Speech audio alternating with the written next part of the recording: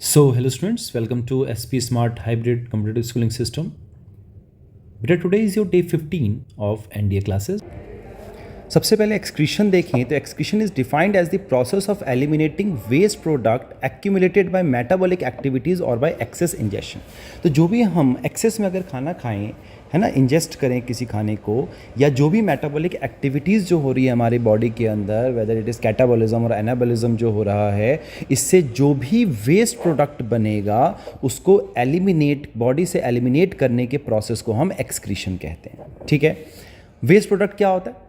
It constitutes various type of nitrogenous compounds such as ammonia, urea, uric acid, right, are eliminated by different organisms based on the availability of the water. ठीक है, तो किस तरीके का excretory material है उसके basis पे organisms जो हैं उनको हम अमोनोटैलिक, यूरियोटैलिक या फिर यूरिकोटैलिक कहते हैं। अमोनोटैलिकिज्म क्या होता है?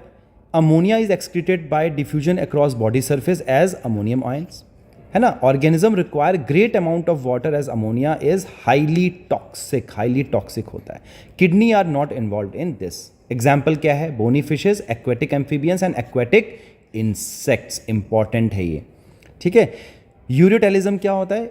यूरिया एक्सक्रीट आउट होता है किसके थ्रू? यहाँ पे किडनी इन्वॉल्व होगा, यहाँ पर किडनी इज नॉट इन्वॉल्व। यहाँ पे किडनी जो है इन्वॉल्व है, जो कि अमोनिया को कन्वर्ट कर देगा किसके अंदर? यूरिया के अंदर। कहाँ पर? लीवर के अंदर करेगा। Urea is less toxic than ammonia and is less soluble in water. It can be retained in the body in small amount to maintain osmolarity. किसके अंदर होता है? टेरेस्ट्रियल एनिमल्स में होता है और मैरीन फिशेस के अंदर होता है। ठीक है बच्चा।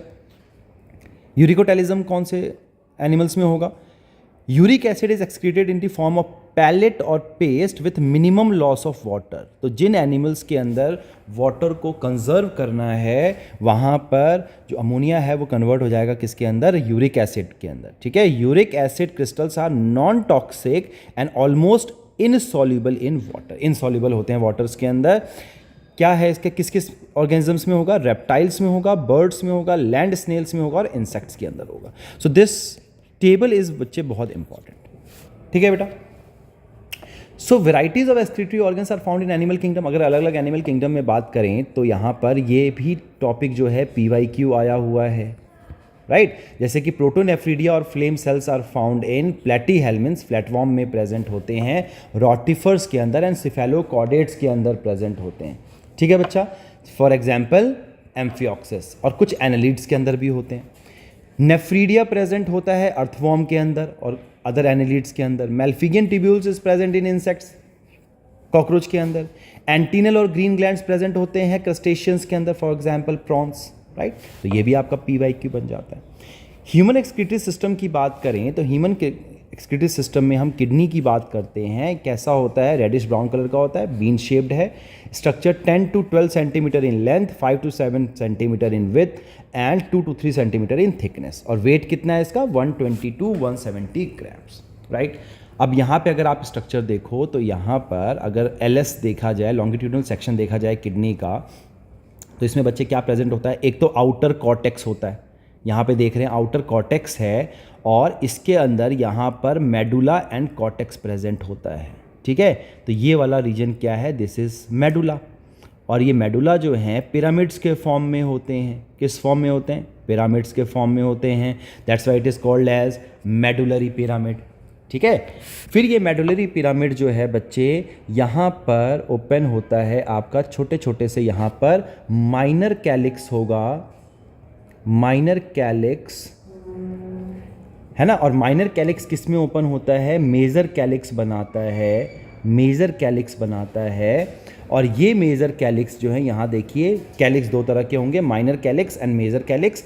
Minor calyx opens into the major calyx, और मेजर कैलिक्स जो है वो किस में आ जाएगा? ये जो पोर्शन है बच्चे अंदर वाला, ये पूरा पोर्शन जो है, this is called as renal pelvis. तो यहाँ से किस में आता है? रीनल पेल्विस में, रीनल पेल्विस में आएगा। ठीक है। रीनल पेल्विस से जो है बाहर आएगा यूरेटर के अंदर, यूरिन यूरेटर के अंदर आएगा। ये देखिए the outer opening tube like structure, this is called as ureter, है ना। जो कैप्सूल है, रीनल कैप्सूल, उसके बाहर एक लेयर है, ये this is a layer covering of kidney. ठीक है बच्चा।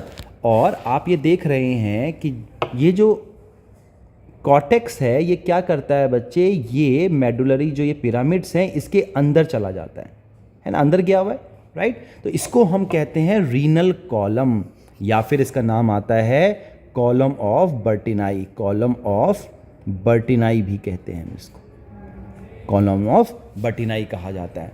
ठीक है बच्चा। फिर यहाँ पे ओपन होगा आपका रीनल आर्टरी प्रेजेंट होगी, जो कि क्या करेगा, ऑक्सीनेटेड ब्लड सप्लाई करेगा इसके अंदर, किडनी के अंदर। And renal vein is present विच, जो कि यहाँ से डीऑक्सीनेटेड ब्लड जो है बाहर लेके जाएगा। ठीक है बच्चा। सो this is the structure of longitudinal section of kidney. तो यहाँ पे कुछ और पॉइंट्स में है किडनी के साथ। हिलम है, hilum is a notch at the concave surface of the kidney through which ureter blood vessel and nerve enter, जहाँ से ureter blood vessels and nerve जो हैं वो एंटर करेंगे किडनी के अंदर, वो जो एक छोटी सी ओपनिंग जो है इज कॉल्ड एज हिलम। ठीक है बच्चा। फिर रीनल पेल्विस, मैंने बताया कि मेजर कैलिक्स और माइनर कैलिक्स जो हैं वो रीनल पेल्विस में ओपन होते हैं, है ना। फिर कैप्सूल है, कैप्सूल जो है वो एक आउटर टफ लेयर है होता है किडनी का। ठीक है बच्चे। इनर में क्या प्रेजेंट होता है, कॉर्टेक्स एंड मेडुला भी हमने बात की, और मेडुला क्या बनाते हैं, मेडुलरी पिरामिड्स बनाते हैं। ठीक हो गई बात। जो कॉर्टेक्स जब एंटर करता है मेडुलरी पिरामिड के साइड में, उसको हम कॉलन ऑफ बर्टिनाई कहते हैं। Renal columns formed by extension of cortex in between medullary pyramids. Important point है, दिस इज इंपॉर्टेंट। ठीक है बच्चा। फिर बात आती है नेफ्रॉन। नेफ्रॉन क्या है, is the structural and functional unit of kidney. जो मेजर जो पोर्शन जो है किडनी किसका बना होता है, नेफ्रॉन का बना होता है। It comprises glomerulus and renal tubule. तो आप यहाँ पे देखेंगे, आप देख रहे हैं कि यहाँ से क्या होता है, एंटर करता है, एफरेंट आर्ट्रियोल से एंटर करेगा। एंटर करने के बाद ये कैपिलरीज क्या बनाते हैं, ये आपस में आर्ट्रियोल जो हैं कैपिलरीज बनाते हैं, जिसको कि हम ग्लोमेरुलस कहते हैं। और फिर ये बाहर चला जाएगा, जिसको कि हम कहते हैं इफरेंट आर्ट्रियोल। ठीक हो गई बात। एक तो ये बात कर ली हमने। ठीक है बच्चा। फिर अगर हम किडनी की बात करें तो किडनी, नेफ्रॉन की बात,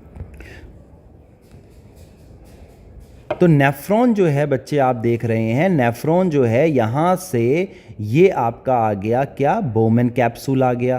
दिस इज बोमन कैप्सूल, एक कप लाइक का स्ट्रक्चर है। ठीक है। फिर यहाँ पे ये बोमन कैप्सूल जो है ये कहाँ पे ओपन होता है, this opens into the proximal convoluted tubule. Proximal का मतलब होता है पास में, है ना। ट्यूब है जो कि पास में है बोमन कैप्सूल के, that's why it is called as proximal convoluted tubule. ये आगे जाके एक्सटेंड करता है, ये देखिए ये एक्सटेंड करेगा, राइट। ये ट्यूब जो है, तो ये जो है ये कहलाता है आपका क्या, डिसेंडिंग लूप ऑफ हेनले। नीचे की तरफ आ रहा है तो डिसेंडिंग, और ये फिर ऊपर की तरफ जाएगा फ्लो इसका, तो इसको हम कहते हैं असेंडिंग लूप ऑफ हेनले।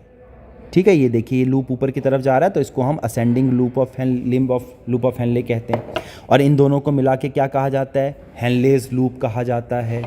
फिर ये जो है आपका ascending loop of Henley, it opens into distal convoluted tubule. ये देखिए ये डिस्टल कॉन्वोल्यूटेड ट्यूब्यूल में ओपन होगा, है ना बच्चा। और ये जाके किस में ओपन होगा, कलेक्टिंग डक्ट में ओपन हो जाएगा। कलेक्टिंग डक्ट में, जहाँ पे यूरिन जो है कलेक्ट होता है, और फिर यहाँ से होता हुआ माइनर कैलिक्स से होता हुआ मेजर कैलिक्स, और मेजर कैलिक्स से होता हुआ रीनल पेल्विस, और रीनल पेल्विस से होता हुआ यूरेटर से होते हुए यूरिनरी ब्लैडर में जाएगा, और फिर यूरेथ्रा के थ्रू वो बाहर चला जाएगा, राइट। अब आप यहाँ पे देखेंगे कि यहाँ पे आपने देखा कि ये जो एफरेंट आर्ट्रियोल है ये एंटर किया, और ये इसने यहाँ पे ग्लोमेरुलस बनाया, और ये यहाँ पे इफरेंट आर्ट्रियोल में कन्वर्ट हो गया, है ना। इफरेंट आर्ट्रियोल फिर क्या करता है, कैपिलरीज बनाता है, कैपिलरीज बनाता है ना। इस कैपिलरीज को, ये कैपिलरी क्या करेगा, ये इस लूप ऑफ, ये जो आपका कॉन्वर्टेड ट्यूब्यूल्स जो हैं और लूप ऑफ हेनले के चारों तरफ, ये देखिए एक नेटवर्क बना रहा है। ठीक है। तो जो नेटवर्क यहाँ पे बन रहा है, इस पोर्शन में बन रहा है पीसीटी एंड डीसीटी में, is called as peritubular capillary. Peritubular capillary. ठीक है। और यहाँ पर जो ये नीचे की तरफ एक्सटेंड करता है, लूप ऑफ हेनले के पास जो ये एक्सटेंड कर रहा है बच्चे, these capillaries, this network is called as, ये दिख रहा है आप लोगों को, ये जो नेटवर्क है, this network is called as vasa recta. ठीक है, और फिर ये वासा रेक्टा बाहर की तरफ आएगा, फिर यहाँ पे ये फिर से पेरिट्यूबुलर कैपिलरी में कन्वर्ट हो जाएगा और उसके बाद ये आगे चल के वेन्स में कन्वर्ट हो जाएगा। ठीक है, so these are the network, this is the diagrammatic representation of a nephron showing blood vessel, duct and tubules. फिर यहाँ पे आप स्ट्रक्चर की बात करें तो यहाँ पे आप देख रहे हैं कि ये एफरेंट आर्ट्रियोल आया, ये एफरेंट आर्ट्रियोल जो है इसने एक नेटवर्क बनाया कैपिलरीज का, देख रहे हैं बच्चा, इस तरीके का एक स्ट्रक्चर बन रहा है कि नहीं बन रहा है, जहाँ पे यूरिन जो है फिल्टर, जो जितना भी वेस्ट मटेरियल होगा वो फिल्टर होगा, this is called as glomerulus. और ये ग्लोमेरुलस जो है फिर बाहर जाके ओपन हो जाता है, किसके अंदर, बाहर जाएगा एफरेंट आर्ट्रियोल में। ठीक है बच्चे, और इसके चारों तरफ क्या है, ये जो फिल्टर होगा वो किस में फिल्टर होगा, बोमन कैप्सूल में। यहाँ पे पोडोसाइट्स प्रेजेंट होते हैं, पोडोसाइट से होता हुआ ये सारा का सारा फिल्टर हो जाता है बोमन कैप्सूल के अंदर और यहाँ से ओपन हो जाएगा पीसीटी। तो इस स्ट्रक्चर को the glomerulus and Bowman capsule is called as Malpighian body या फिर रीनल कॉर्पसल। इंपॉर्टेंट पॉइंट है। ठीक है बच्चे, सो वेरियस पार्ट्स की बात करें, अगर आप various parts of renal tubule की बात करें तो यहाँ पे बोमन कैप्सूल है, पीसीटी है, हेनलेज लूप है, that is ascending and descending loop of Henley, DCT है और कलेक्टिंग डक्ट है। ये सब कुछ कैरेक्टरिस्टिक फीचर्स दिए गए हैं, पढ़ लेंगे, इसको देखेंगे। तो यहाँ पे मैंने आप लोगों को पेरिट्यूबुलर कैपिलरी बताया, fine capillary network around the renal tubule and they emerges from the efferent arteriole.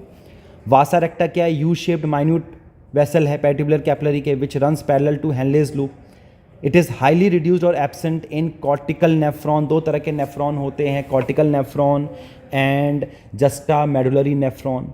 तो कॉर्टिकल नेफ्रॉन जो है वो आपका 85% होता है और जक्स्टा मेडुलरी नेफ्रॉन जो होते हैं, दो तरह के नेफ्रॉन है, एक तो कॉर्टिकल नेफ्रॉन बताया जो कि 85% होगा और दूसरा होता है आपका नेफ्रॉन कौन सा, जक्स्टा मेडुलरी नेफ्रॉन। ये होते हैं 15%। It goes deep down into the medullary pyramids. ठीक है, और यहाँ पर जो है फिर वासा रेक्टा जो है इसी में फॉर्म होता है, राइट। कॉर्टिकल नेफ्रॉन के अंदर वासा रेक्टा प्रेजेंट भी हो सकता है, नहीं भी हो सकता है कि सिर्फ पेरिट्यूबुलर कैपिलरीज ही प्रेजेंट हो वहाँ पे। ठीक है बच्चे, सो दीज आर दी, ये देखिए यहाँ पे लिखा हुआ, there are 2 types of nephron present in the kidney. Cortical nephrons having shorter loop of Henle in majority 85%, और juxta medullary nephrons having longer loop of Henle present deep in the medulla 15%। तो ये important है बच्चा, this is important. ठीक है बच्चे, अब next हम बात करें तो हमें यूरिन फॉर्मेशन की बात करनी है। यूरिन फॉर्मेशन में 3 स्टेप्स होते हैं, 3 प्रोसेसेस होते हैं, ultra filtration, reabsorption and secretion. ठीक है, तो ग्लोमेरुलर फिल्ट्रेशन और अल्ट्रा फिल्ट्रेशन क्या होता है, it is a non selective process performed by the glomerulus. कहाँ पे होगा, ग्लोमेरुलस में होगा। Blood filtration occurs through 3 specialised layers and epithelial cells called as podocytes. कहाँ पे होता है, podocytes of Bowman capsule. Important point है। ठीक है, यहाँ से these 3 specialized layers are endothelium of glomerular blood vessels, epithelium of Bowman capsule and basement membrane between endothelium and epithelium। ठीक है, यहाँ से क्या करता था, फिल्ट्रेशन स्लिट्स, छोटे छोटे से पोर्स होते हैं, ओपनिंग्स होती हैं, formed by the podocytes allow all the constituent of plasma to pass through it except the protein। Protein का साइज बड़ा होता है, तो प्रोटीन जो है पास ऑन नहीं होगा, but it is permeable to the water and the osmolytes. Water क्या क्या पास ऑन होता है, वाटर पास ऑन हो जाएगा, प्लस ऑस्मोलाइट्स आ जाएंगे, प्लस न्यूट्रिएंट आ जाएगा, प्लस न्यूट्रिएंट्स आ जाएगा। ये सारी चीज़ें क्या होती हैं, पास ऑन होती हैं। ठीक है, प्लस जो वेस्ट है, ये चीज़ें पास ऑन हो जाएंगी, फिल्टर हो जाएगा। On an average, 1100 to 1200 ml of blood is filtered by the kidney per minute, which constitutes roughly 1/5 of the blood pumped out by each ventricle of the heart in a minute. एक minute में 1/5 जो blood होता है बच्चा, वो सारा का सारा पंप जो है फिल्टर्ड हो जाता है in a minute, right? The amount of filtrate formed by the kidney per minute is called as glomerular filtration rate, GFR. Important है, दिस इज इंपॉर्टेंट, ठीक है बेटा।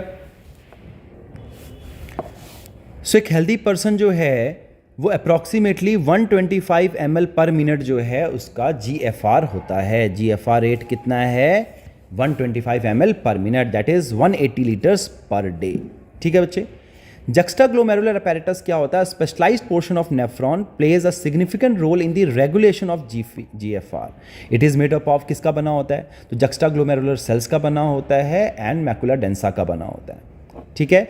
Fall in GFR activate juxtaglomerular cells to release renin which stimulates glomerular blood flow and brings GFR back to normal. तो अभी हम इसको discuss करेंगे जब रेगुलेशन की बात करेंगे। तो ये पहला स्टेप जो हो गया अल्ट्रा फिल्ट्रेशन हो गया विथ प्रेशर जो है ना। NFP क्या होता है? Net filtration. NFP is net filtration pressure. कितना होता है? 10 mmHg होता है ये, ठीक है बच्चा। तो फर्स्ट वन जो है आपका हो गया ultra filtration. The second one is selective reabsorption, है ना। तो 99% of the filtrate is reabsorbed by the tubular epithelial cells in different segment of nephron by active और पैसिव मैकेनिज्म। इस प्रोसेस को क्या कहते हैं? रीएब्जॉर्प्शन। तो जितना भी ऐसी चीज़ें जो कि हमारी बॉडी के लिए इम्पॉर्टेंट हैं, न्यूट्रिएंट हो गया, ग्लूकोज हो, ये सब चीज़ें क्या होती हैं बेटा? ये सारी की सारी जो चीज़ें हैं वो रीएब्जॉर्ब हो जाती हैं, ठीक है। Sodium, glucose and amino acids are reabsorbed actively while nitrogenous waste and water are reabsorbed passively. Important point है, ठीक है। और ट्यूबुलर सिक्रीशन क्या है? Potassium H+ ion and ammonium ion जो है are secreted from filtrate, urea जो है filtrate by the tubules to maintain the ionic balance and pH of the body fluid. This is called as tubular secretion. So these 3 steps are there. 3 processes होते हैं, ultra filtration, selective reabsorption tubules के अंदर दोबारा से nephron से, ठीक है बच्चे, और ट्यूबुलर सिक्रीशन होता है कैपिलरीज से किसके अंदर? नेफ्रॉन के अंदर, ठीक है बेटा। तो यहाँ पे अगर हम फंक्शन की बात कर लें रीनल ट्यूब्यूल में, तो यहाँ पे देखो PCT क्या करता है? It is lined by simple cuboidal epithelium for increased reabsorption. Important point है, इंपॉर्टेंट पॉइंट है। क्या रीअब्जॉर्ब करता है? Essential nutrient 70 to 80% of electrolytes, water and bicarbonate ion. Selectively secrete H+ ion, ammonia, urea and K+ ion and thus maintain pH and ionic balance of the body fluids. किस में हो रहा है? PCT में हो रहा है। DCT के अंदर क्या हो रहा है? जो डिसेंडिंग लिम्ब है it is permeable to water, impermeable to electrolytes. तो ये क्या करता है? कंटेन कंसंट्रेटेड फिल्ट्रेट कंटेन करता है। असेंडिंग लिम्ब क्या है? It is impermeable to water. यहाँ पे ये परमिएबल टू वाटर है। These 2 points are important. So this ascending limb allows transport of electrolytes actively or passively, thus maintain high osmolarity of medullary interstitial fluid, contain dilute filtrate, ठीक है। यहाँ पे concentrated filtrate है, ये PYQ आया हुआ है आपका, स्टेटमेंट टाइप के क्वेश्चंस आ जाते हैं, ठीक है बच्चा। फिर आ जाता है DCT। What is DCT? It is the conditional reabsorption of sodium, water and bicarbonates. यहाँ पे क्या है? कंडीशनल है। यहाँ पर क्या है? सेलेक्टिव है, यहाँ पर होना ही है ना, ठीक है बच्चा। तो यहाँ पे कंडीशनल है। कलेक्टिंग डक्ट क्या करता है? फिर DCT क्या करता है? सेलेक्टिवली सिक्रीशन करता है किसका? H+ आयन का, K+ आयन का, NH3 का, to maintain pH and ionic balance of the blood, right. Collecting duct क्या करेगा? रीअब्जॉर्ब करेगा वाटर को maximally and small amount of urea, thus produces concentrated urine produce करता है बच्चे। So it secretes H+ ion and K+ ions. So these are the certain functions of renal tubules, ठीक है बेटा, और different processes of urine formation. फिर हम बात कर लेते हैं डिसऑर्डर्स की। डिसऑर्डर्स कौन कौन से हैं एक्सक्रीटरी सिस्टम में? तो पहला डिसऑर्डर है यूरेमिया। यूरेमिया क्या है? It is the presence of excessive amount of urea in the blood.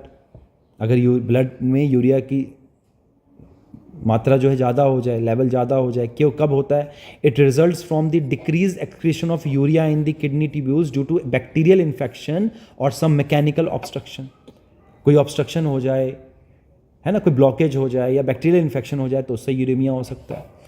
Urea poisons the cell at high concentration. The high concentration of non protein nitrogen like urea, uric acid, creatinine exist in blood due to kidney failure. जब kidney failure होने लग जाता है तो body के अंदर क्या हो जाएगा बच्चे? क्रिएटिनिन का, यूरिक एसिड का एंड यूरिया का लेवल जो है हाई होने लग जाता है। तो ये पहला है disorder uraemia. Second one is renal failure, यानी कि किडनी का फेल हो जाना। इट इज पार्शियल और total inability of kidney to carry out excretory functions. क्या करता है? It caused by tubular injury. मान लीजिए कि पीसीटी या डीसीटी में कोई इंजरी हो जाए, बैक्टीरियल टॉक्सिन्स हो जाए, इन्फ्लेमेशन, स्वेलिंग होनी स्टार्ट हो जाए। It is also called as kidney failure. Renal को किडनी कहते हैं, तो it is also called as renal failure.